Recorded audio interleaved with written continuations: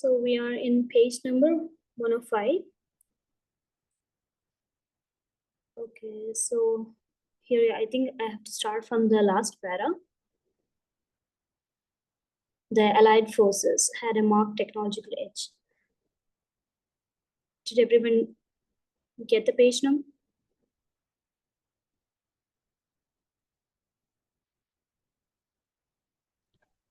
It is a 96 yellow block, na, that page. 96th. The right hand side of the PDF. Okay. That 96 yellow block is 96. Okay. So we have to start It's on from the start from the left hand side. The Allied forces had a marked technology edge. Yeah, sure. Okay. So shall I start? Yes, dear. Okay, thank you. Okay. The Allied forces had a marked technological edge as they were fielding systems built using the technologies of the 80s and 90s. Iraq was fighting with the by and large vintage weapon systems of the 60s and 70s. Now, this is where the key to the modern world order lies: superiority through technology. Deprive the opponent of the latest technology and then dictate your terms in an unequal contest. When the Chinese war, philosopher Sun Tzu ruminated over 2000 years ago that what matters in war is not decimating the enemy army physically, but breaking his will so as to make him concede defeat in the mind, he seems to have visualized the domination of technology in the 20th century theaters of war. The missile force, coupled with the electronic warfare used in the Gulf War, was a feast for military strategic experts. It acted as a curtain raiser for the 21st century war scenario, with missiles and electronic and information warfare playing the lead roles. In India, even today, the term technology for most people conjures up images of smoky steel mills or clanking machines. This is a rather inadequate conception of what technology denotes. The invention of the horse collar in the Middle Ages led to major changes in agricultural methods and was as much a technological advance as the invention of the Bessemer furnace centuries later. So it turns out like a horse collar is something they invented, which was placed on a horse neck and shoulders for carrying loads. And whereas Bessemer's furnace is something they used for melting the pig irons to the steel. So it was a kind of machines in the earlier period. So moreover, technology includes techniques as well as the machines that may or may not be necessary to apply them. It includes ways to make chemical reactions occur, ways to breed fish, eradicate weeds, light theaters, treat patients, teach history, fight wars, or even prevent them.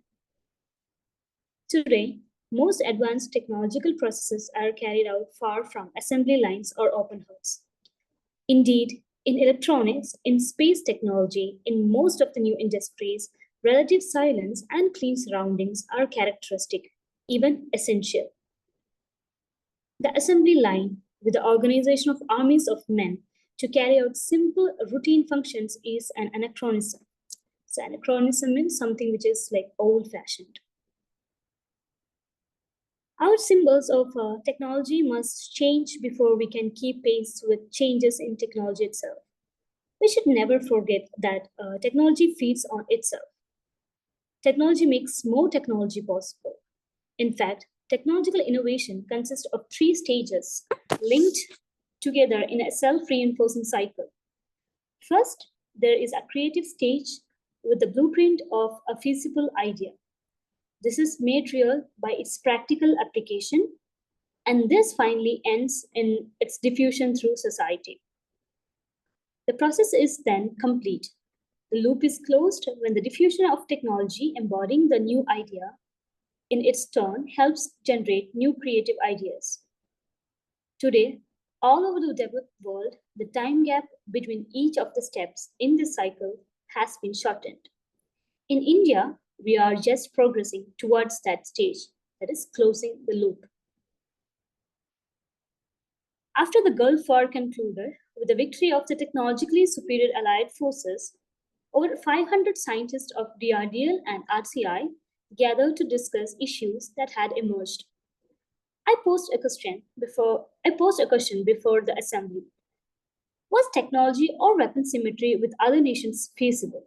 And if so, should it be attempted? The discussion led to many more serious questions, such as how to establish effective electronic warfare support, how to make missile development proceed apace with the development of equally necessary systems like the LCA, and what were the key areas where a push would bring progress.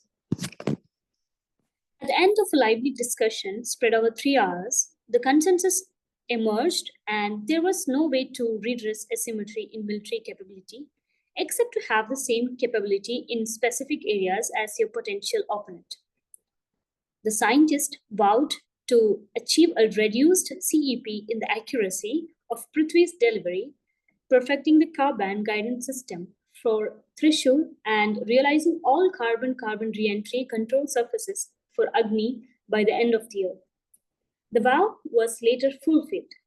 The year also saw tube-launched NAG-5 flights and the maneuver of Trishul at 7 meters above sea level at speeds which exceeded 3 times the speed of the sound. The latter was a breakthrough in the development of an indigenous ship-launched anti-sea skimmer missile. The same year, I received an honorary degree of Doctor of Science from the IIT Bombay. In the citation read by Professor B. Nag on the occasion, I was described as an inspiration behind the creation of a solid technological base from which India's future aerospace programs can be launched to meet the challenges of the 21st century. Well, perhaps Professor Nag was only being polite, but I do believe that India will enter the next century with its own satellite in geostationary orbit 36,000 kilometers away in space, positioned by its own launch vehicle. India will also become a missile power. Ours is a country with tremendous vitality.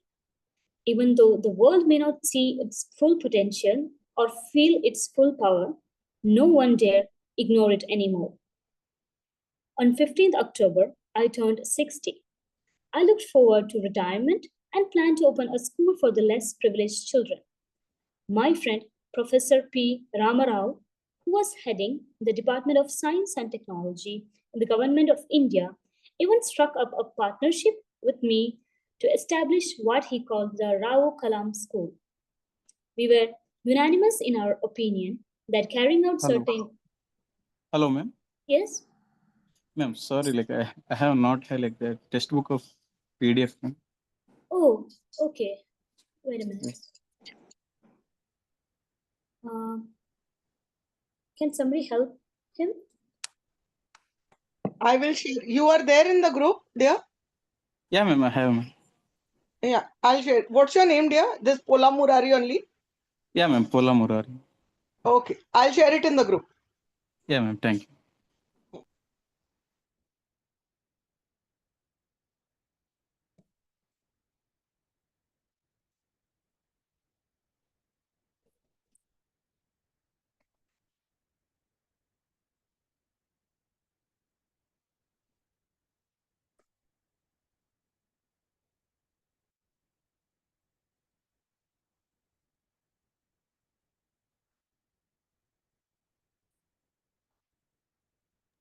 You are in the silver membership group?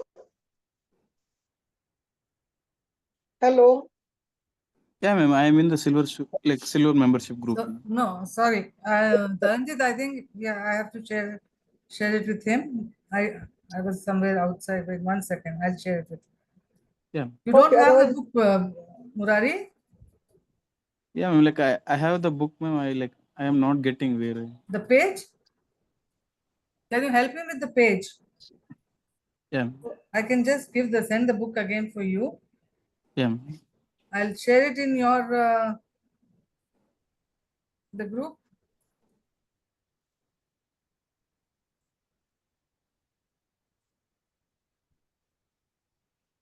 It's actually chapter 15. Okay, I have shared it, but just to help him with the page, which page he's. Yeah, okay. There is that yellow, this one as well as the other one. Okay. This, Yeah, ma'am, I got it. got it? Where's the page Okay. number, ma'am? Page number 106, you can see that 96 box. Yeah. Yellow, yeah. It's written. Okay, I think Vignesh has also joined. Vignesh also, you can just note down the page number, please, so that you don't need to disturb Okay. again, like once they start Okay. reading. So it's page number 106. So we're starting from the right hand side.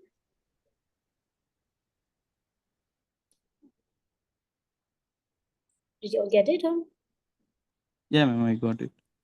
Yeah, okay. So I'll start from above. What about the other guy, Vignesh?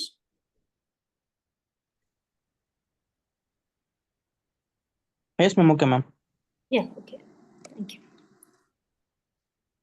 Okay. We were unanimous in our opinion that carrying out certain missions and reaching certain milestones, however important they may be, or however impressive they might appear to be, is not all there is to life. But we had to postpone our plan as neither of us was relieved from our post by the government of India. It was during this period that I decided to put down my memos and express my observations and opinions on certain issues. Memos means it's biography type. He will note down his personal experiences, personal knowledge by writing his own experiences. The biggest problem Indian youth faced, I felt, was a lack of clarity of vision, a lack of direction. It was then that I decided to write about the circumstances and people who made me what I am today. The idea was not merely to pay tribute to some individuals or highlight certain aspects of my life. What I wanted to say was that no one, however poor, underprivileged, or small, need feel disheartened about life. Problems are a part of life. Suffering is the essence of success. As someone said, God has not promised skies always blue, flowers strewn pathways all our life through. God has not promised sun without rain, joy without sorrow, peace without pain. So it's like there's like both sides for a coin, right? So it's the same way. So everything is together. If you experience success in your life, you will also experience failures too. So everything is a mixture. I will not be presumptuous enough to say that my life can be a role model for anybody. But some poor child living in an obscure place in an underprivileged social setting may find a little solace in the way my destiny has been shaped. It could perhaps help such children liberate themselves from the bondage of their illusory backwardness and hopelessness. Irrespective of where they are right now, they should be aware that God is with them. And when He is with them, who can be against them? But God has promised strength for the day, rest for the labor, and light for the way. It has been my observation that most Indians suffer unnecessary misery all their lives because they do not know how to manage their emotions. They are paralyzed by some sort of a psychological inertia. First, phrases like the next best alternative, the only feasible option or solution, and till things take a turn for the better are commonplace in our business conversations. Why not write about the deep-rooted character traits which manifest themselves in such widespread self-defeatist thought patterns and negative behavior? I have worked with many people and organizations and have had to deal with people who are so full of their own limitations that they had no other way to prove their self-worth than by intimidating me. Why not write about the victimization, which is a hallmark of the tragedy of Indian science and technology, and about the pathways to organizational success? Let the latent fire in the heart of every Indian acquire wings, and the glory of this great country light up the sky. Okay, proceeding to chapter 16, leaders. Technology, unlike science, is a group activity. It is not based on individual intelligence, but on the interaction of many people. I think the biggest success of IGMDP is not the fact that in record time, the country acquired the capability of making 5 state-of-the-art missile systems, but that through it, some superb teams of scientists and engineers have been created. If someone asks me about my personal achievements in Indian rocketry, I would put it down to having created a challenging environment for teams of young people to work in. In their formative stages, teams are much like children in spirit. They are as excitable, as full of vitality, enthusiasm, curiosity, and the desire to please and excel. As with children, however, these positive attributes can be destroyed by the behavior of misguided parents. For teams to be successful, the environment must offer scope for innovation. I confronted many such challenges during the course of my work at DTD&P, ISRO, DRDO, and elsewhere, but always ensured for my teams an environment which allowed innovation and risk-taking.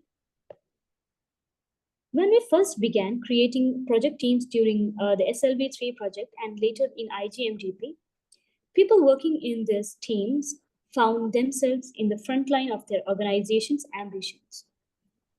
Since a great deal of psychological investment had been made in these teams, they became both highly visible and highly vulnerable. They were personally expected to make a disproportionate contribution to win collective glory.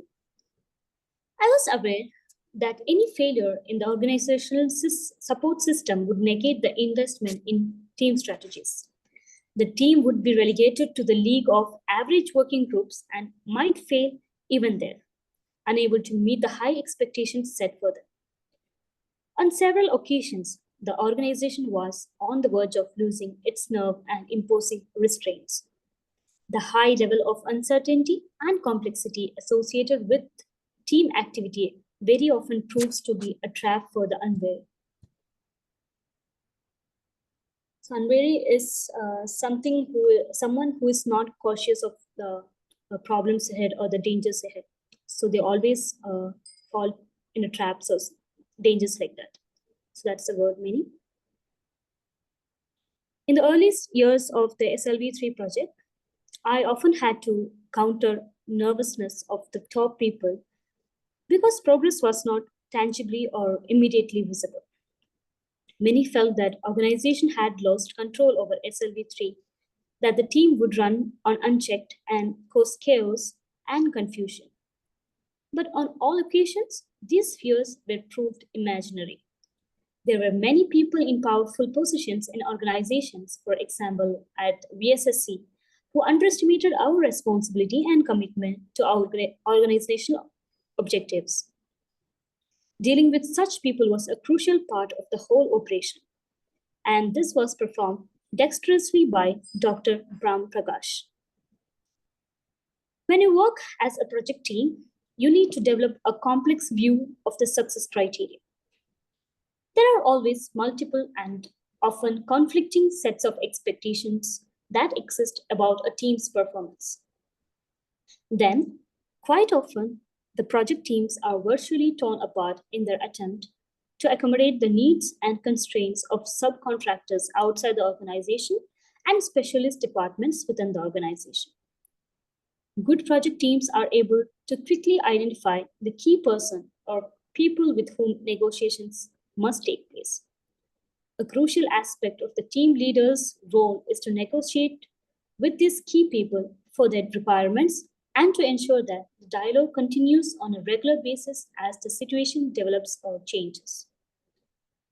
If there is one thing outsiders dislike, it is unpleasant surprises. Good teams ensure that there are none. The SLV3 team developed their own internal success criteria. We articulated our standards, expectations, and objectives. We summarized what was needed to happen for us to successful to be successful and how we would measure success.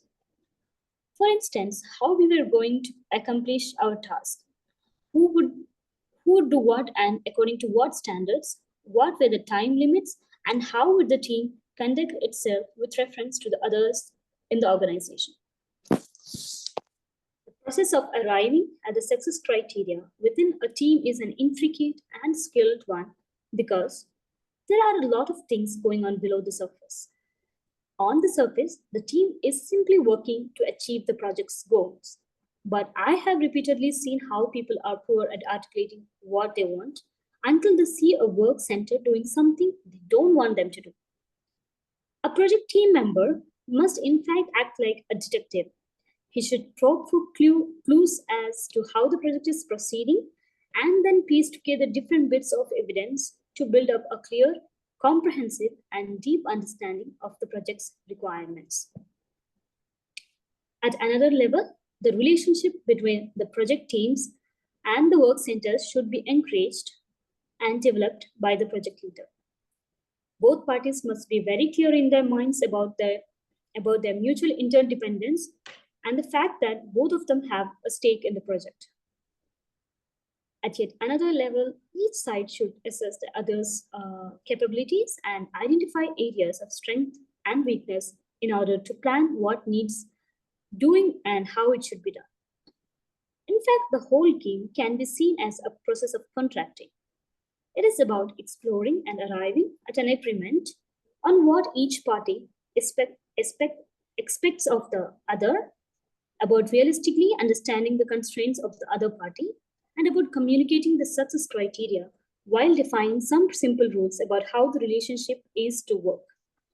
But above all, it's best means of developing clarity in relationship, both at the technical and personal levels, in order to avoid any nasty surprises in the future. In IGMDP, Sivadana Pillai and his team did some remarkable work in this area through their homegrown technique, PACE, which stands for Program Analysis, Control and Evaluation. Each day between 12 noon and 1 p.m., they would sit with a project team and a particular work center that was on the critical path and assess the level of success among themselves. The excitement of planning ways to succeed and the vision of future success provide an irresistible form of motivation, which I have found always makes things happen. The concept of technology management has its roots in the developmental management models, which originated in the early 60s out of a conflict between harmony-seeking and output-oriented management structures. There are basically two types of management. Types of management orientations: primal, which values an economic employee, and rational, which values an organizational employee. My concept of management is woven around an employee who is a technology person, while the primal management school recognizes people for their independence and rational management acknowledges them for their dependability. I value them for their interdependence. Whereas the primal manager champions independent enterprise and the rational manager serves cooperation, I note interdependent joint ventures, getting the forces together, networking people, resources, time schedule, costs, and so on. So mood is something like suggest or to raise an idea. So that was his suggestion. Abraham Maslow was the first person to suggest the new psychology of self-actualization at a conceptual level. In Europe, Rudolf Steiner and Greg Revens developed this concept into the system of individual learning and organizational renewal. The Anglo-German management philosopher Fritz Schumacher introduced Buddhist economics and authored the concept of small is beautiful. In the Indian subcontinent, Mahatma Gandhi emphasized grassroots level technology and put the customer at the center of the entire business activity. J.R.D. Tata brought in progress-driven infrastructure. Dr. Homi Jahangir Baba and Professor Vikram Sarabhai launched the high technology based atomic energy and space programs with a clear cut emphasis on the natural laws of totality and flow. Advancing the developmental philosophy of Dr. Baba and Professor Sarabhai, Dr. M. S. Swaminathan ushered the Green Revolution into India, working on another natural principle of integrity. Dr. Varghese Kurian brought in a powerful cooperative movement through a revolution in the dairy industry. Professor Satish Dhawan developed mission management concepts in space research. These are but a few examples of individuals who have not only articulated but also implemented their ideas, thus changing forever the face of research and business organizations all over the world. In the IGMDP, I attempted to integrate the vision of Professor Sarabhai and the mission of Professor Dhawan by adapting the high technology setting of Dr. Brahm Prakash's space research. I attempted to add the natural law of latency in founding the Indian Guided Missile Program in order to create a completely indigenous variety of technology management. Let me use a metaphor to illuminate this. The tree of technology management takes root only if there is the self-actualization of needs, renewal, interdependence, and natural flow. The growth patterns are characteristic of the evolution process, which means that things move in a combination of slow change and sudden transformation. Each transformation causes either a leap into a new, more complex level or a devastating crash to some earlier level. Dominant models reach a certain peak of success when they turn troublesome, and the rate of change always accelerates.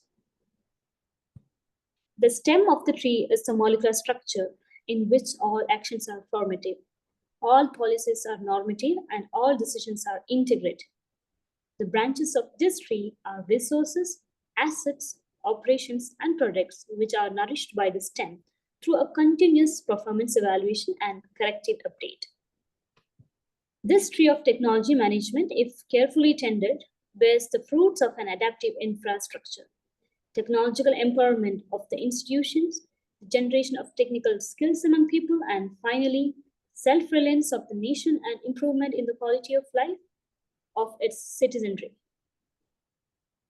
When IGMDP was sanctioned in 1983, we did not have an adequate technology base. A few pockets of expertise were available, but we lacked the authority to utilize that expert technology. The multi-project environment of the program provided a challenge, for 5 advanced missile systems had to be simultaneously developed. This demanded judicious sharing of resources, establishing priorities, and ongoing induction of manpower. Eventually, the IGMDP had 78 partners, including 36 technology centers and 41 production centers spread over public sector undertakings, ordnance factories, private industries, and professional societies, hand in hand with a well-knit bureaucratic structure in the government. In the management of the program, as much as in the technological inputs, we attempt to develop a model that was appropriate, even tailor-made, for our very specific needs and capabilities. We borrowed ideas that had been developed elsewhere, but adapted them in the light of what we knew were our strengths and what we recognized as the constraints we would be compelled to work under. All in all, the combination of appropriate management and our cooperative endeavors helped to unearth the talent and potential that lay unused in our research laboratories, government institutions, and private industries. The technology management philosophy of IGMDP is not exclusive to missile development. It represents the national urge to succeed and an awareness that the world will never again be directed by muscle or money power. In fact, both these powers will depend on technological excellence. Technology respects only technology. And as I said in the beginning, technology, unlike science, is a group activity. It It does not grow only through individual intelligence, but by intelligences interacting and ceaselessly influencing one another. And this is what I tried to make IGMDP, a 78 strong Indian family, which also makes the solar system. There has been much speculation and philosophizing about the life and times of our scientists, but not enough exploration in determining where they wanted to go and how they reached there. In sharing with you the story of my struggle to become a person, I have perhaps given you some insight into this journey. I hope it will help at least a few young people to stand up to the authoritarianism in our society. A characteristic feature of this social authoritarianism is its insidious ability to addict people to the endless pursuit of external rewards, wealth, prestige, position, promotion, approval of one's lifestyle by others, ceremonial honors, and status symbols of all kinds. To successfully pursue these goals, they have to learn elaborate rules of etiquette and familiarize themselves with customs, traditions, protocols, and so on. The youth of today must unlearn this self-defeating way of life. The culture of working only for material possessions and rewards must be discarded. When I see wealthy, powerful, and learned people struggling to be at peace with themselves, I remember people like Ahmad Jalaluddin and Iyadurai Solomon. How happy they were with virtually no possessions. On the coast of Coromandel, where the earthy shells glow, in the middle of the sands lived some really rich souls. One cotton lungi and half a candle, one old jug without a handle, these were all the worldly possessions of these kings in the middle of the sands. How did they feel so secure without anything to fall back upon? I believe they drew sustenance from within. They relied more on the inner signals and less on the external cues that I have mentioned above. Are you aware of your inner signals? Do you trust them? Have you taken control of over your life into your own hands? Take this from me. The more decisions you can make avoiding external pressures which will constantly try to manipulate you, the better your life will be, the better your society will become. In fact, the entire nation will benefit by having strong, inward-looking people as their leaders. A citizenry that thinks for itself, a country of people who trust themselves as individuals, would be virtually immune to manipulation by any unscrupulous authority or vested interest. Your willingness to use your own inner resources to invest in your life, especially your imagination, will bring you success. When you address a task from your own uniquely individual standpoint, you become a whole person.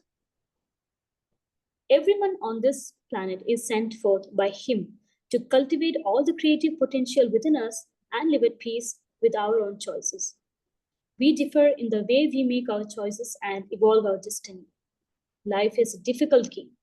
You can win only by retaining your birthright to be a person.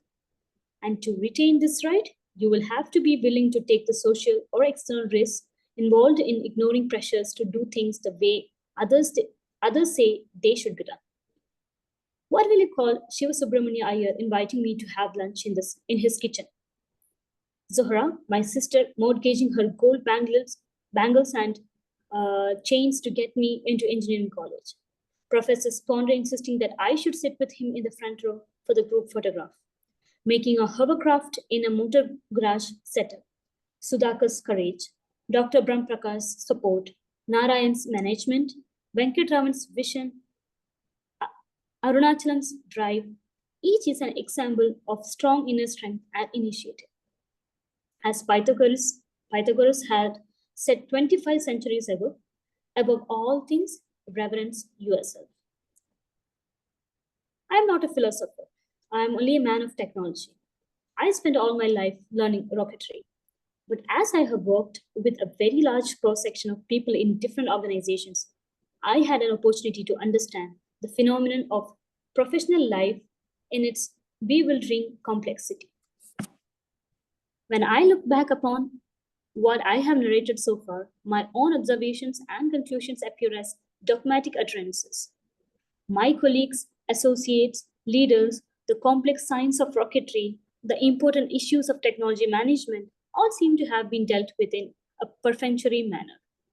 The despair and happiness, the achievements and the failures, differing markedly in context, time, and space all appear grouped together. When you look down from an aircraft, people, houses, rocks, fields, trees all appear as one homogeneous landscape. It is very difficult to distinguish one from another. What you have just read is a similar bird's eye view of my life scene, as it were from afar. My worthiness is all my doubt, his merit all my fear, contrasting which my quality does however appear. This is a story of the period ending with the first Agni launch. Life will go on. This great country will make enormous strides in all fields if we think like a united nation of 900 million people. My story, the story of the son of Zainul Abdin, who lived for over 100 years on Mosque Street in Rameshwaram Island and died there, the story of a lad who sold newspaper to help his brother, the story of a pupil reared by Shiva Subramania Iyer and Iyadurai Solomon, the story of a student taught by teachers like Pandalai, the story of an engineer spotted by M.G.K. Menon and groomed by the legendary Professor Sarabhai, the story of a scientist tested by failures and setbacks, the story of a leader supported by a large team of brilliant and dedicated professionals. The story will end with me, for I have no belongings in the worldly sense. I have acquired nothing, built nothing, possessed nothing. No family, sons, daughters. I am a well in this great land, looking at its millions of boys and girls to draw from me the inexhaustible divinity and spread his grace everywhere, as does the water drawn from a well. I do not wish to set myself up as an example to others, but I believe that a few readers may draw inspiration and come to experience that ultimate satisfaction which can only be found in the life of the Spirit. God's providence or is your inheritance. The bloodline of my great grandfather Awul, my grandfather Fakir, and my father Zainul Abdin may end with Abdul Kalam, but his phrase will never cease, for it is eternal.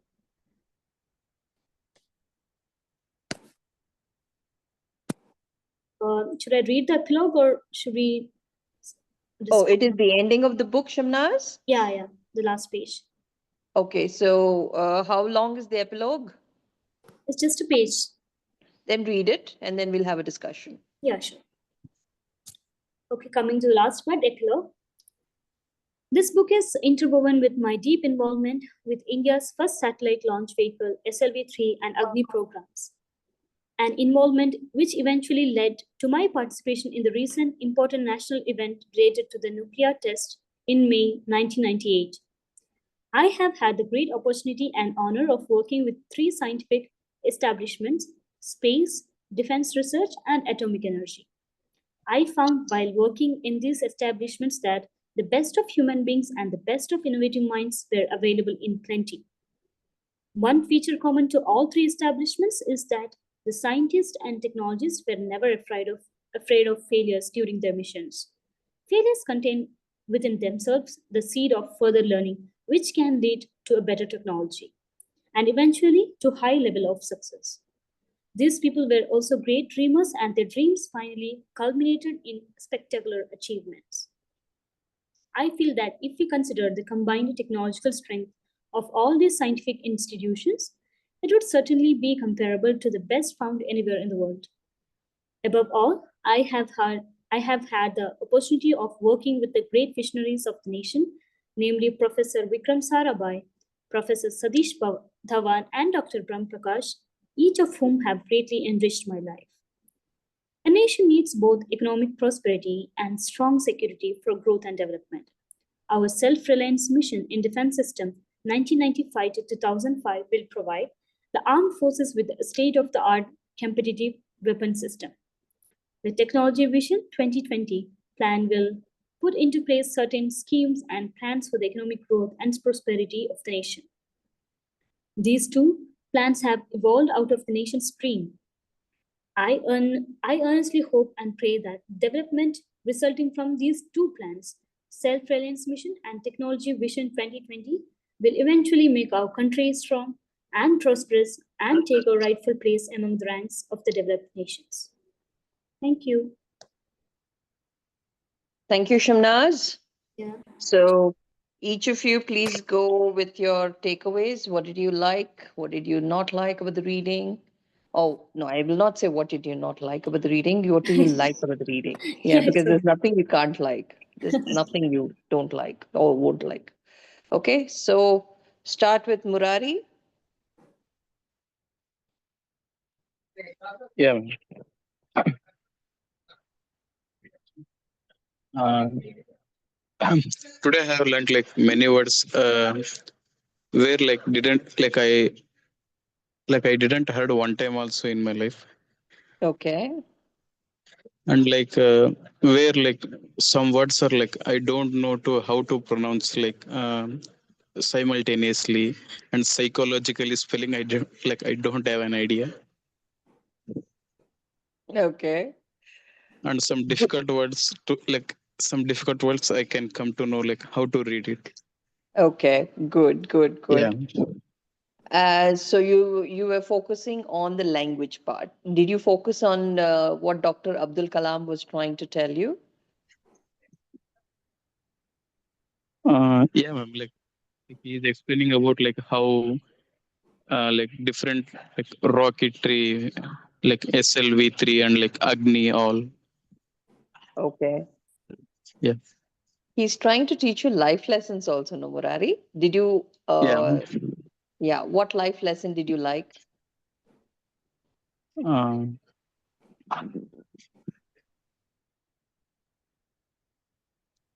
Okay, it's okay. this. It's okay. You read it once more, you'll understand it because now you are too focused on the language. I know Yeah. you didn't really focus on the content.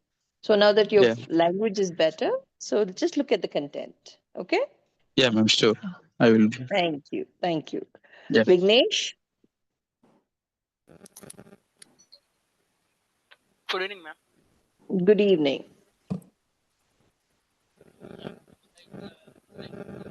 Vignesh, there's something wrong with your audio. Am I audible now? Better. I'm like from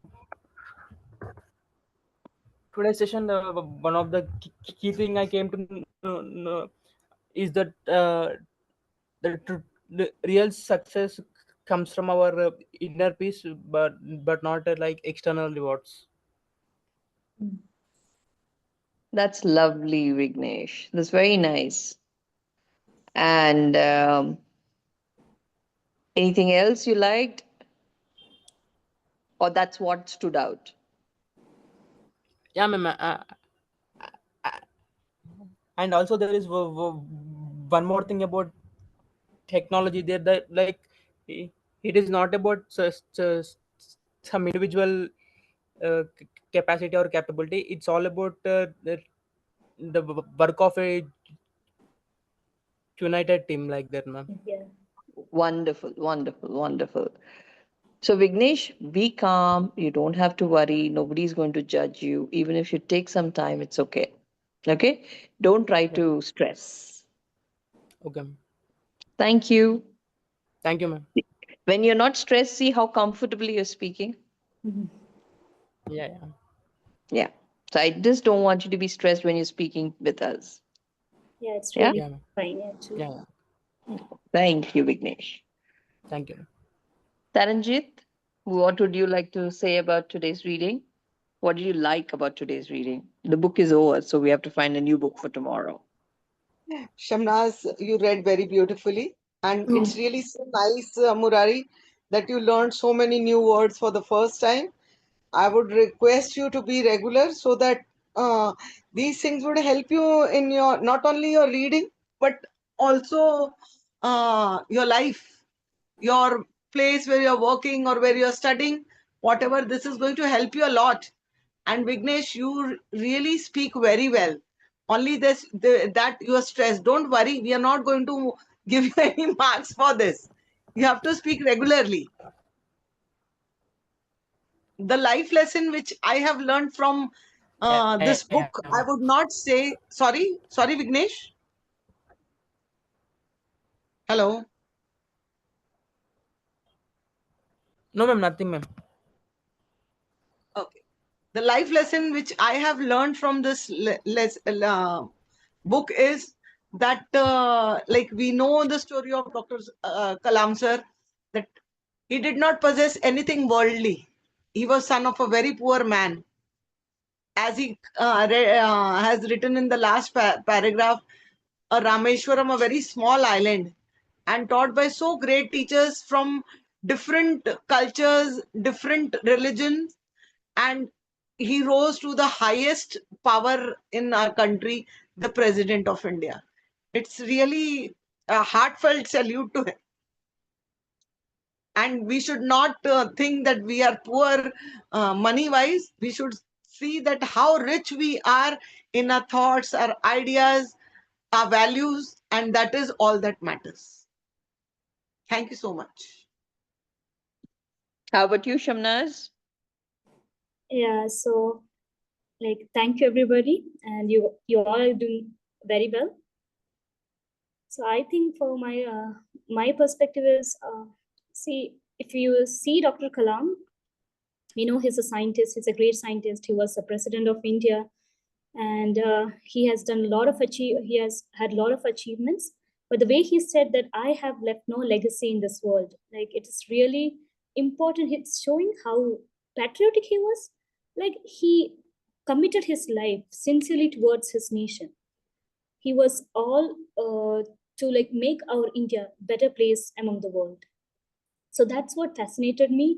He didn't wanted a family. He said he has no sons or daughters.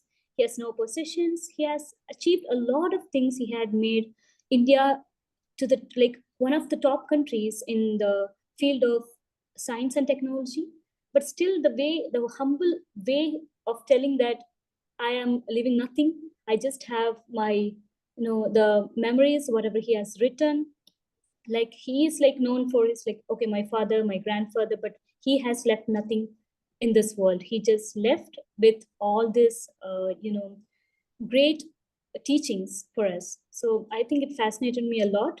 Like single-handedly, he made our country, I think, in my opinion, he made our country better in science and technology. So that's what my takeaway is. Thank you. Okay, you know what? I'm trying to find the passage that really took my this thing. Just a second, where he said, uh, one second, please. Please just give me a second. I want to read that out too because I really Oh, was. Yes, one second.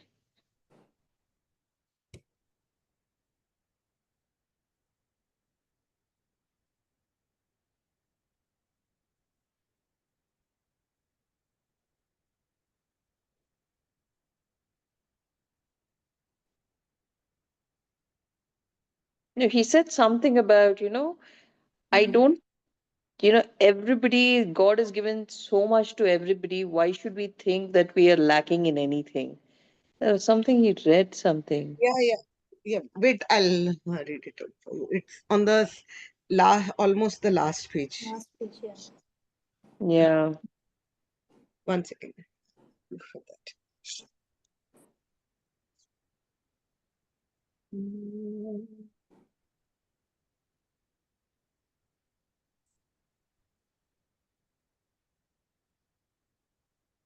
Yeah, see here, everyone on this planet is sent forth by Him to cultivate all the creative potential within us and live at peace with our own choices. We differ in the way we make our choices and evolve our destiny. Life is difficult game. You can win only by returning your birthright to be a person. And to retain this right, you will have to be willing to take social or external risks involved in ignoring pressures to do things the way others say they should be done. Okay, no, I didn't exactly mean that. I want to say is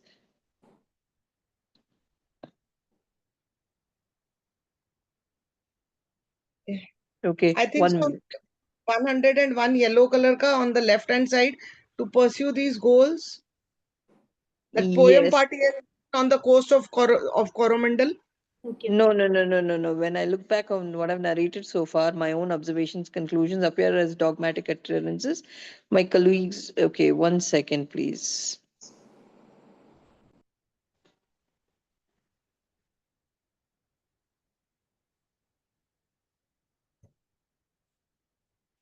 Okay. Anyway, basically, it meant that, it doesn't matter where you come from.